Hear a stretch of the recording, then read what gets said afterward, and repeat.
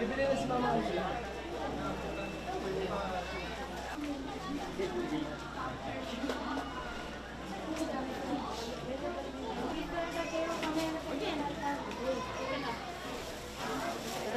Bali, isa pong pag-alala po sa na mga yumaong kamag-anak, mga mahal sa buhay. Mga pag-alala lang po. Kaya yun, nandito kami. Dumalaw na rin po kami.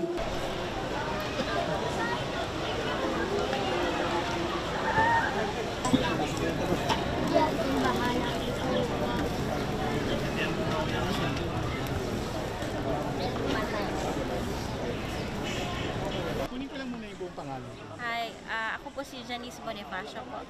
Ilang taon na po? Pag November 1, nandito po talaga tayo sa sementeryo kasi nakaugalian na po natin yon na tayo po bilang isang Pilipino, yung pagmamahal sa mga magulang kahit na mayapa na po, dapat po natin talagang pagtuunan ng pansin at pagpahalagahan kahit sila po ay namatay na.